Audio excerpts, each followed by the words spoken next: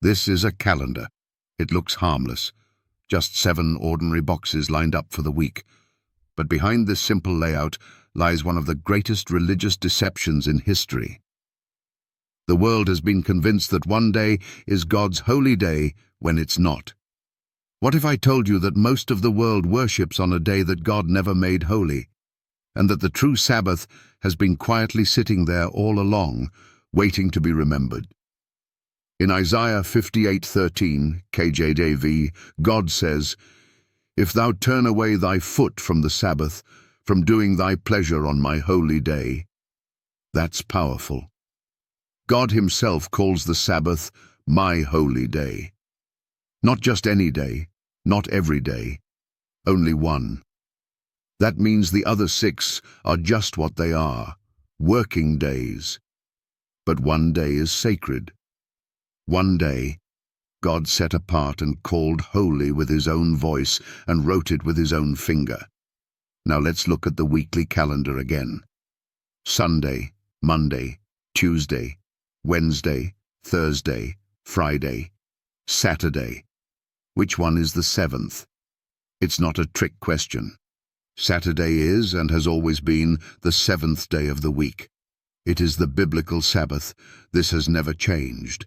The cycle of days has never shifted. Sunday is the first day. Saturday is the 7th.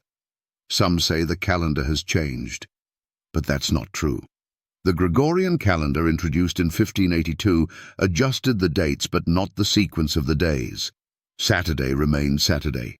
Historical scholars and even NASA agree that the weekly cycle has never been disrupted. The Jewish people, who have kept the Sabbath since before Moses, still worship on the 7th day, Saturday. Even language proves the truth. In Spanish, Saturday is sábado. In Italian, it's sabato. Both mean Sabbath. They come from the Hebrew Shabbat. In over 100 languages around the world, Saturday still means Sabbath. So why do people worship on Sunday? Because in 321 AD, Roman Emperor Constantine, a sun worshipper, declared Sunday, the day of the sun, as a legal day of rest. But God never made that change. Man did. Jesus kept the Sabbath. The apostles preached on the Sabbath. The early church gathered on the Sabbath. Nowhere in the Bible did Jesus or the apostles change the Sabbath to Sunday. Nowhere did God revoke the 4th commandment.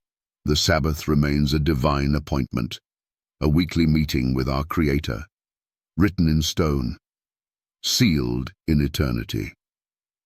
So let me ask you, are we following tradition, or are we following truth? Jesus warned in Mark 7:9, "Full well ye reject the commandment of God, that ye may keep your own tradition." Millions honor Sunday without questioning its origin, but the Bible is clear. The Sabbath is still God's holy day.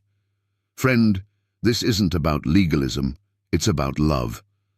God gave us the Sabbath as a gift, a time to rest, reconnect, and remember our Creator. And yet the world has traded that gift for something man-made.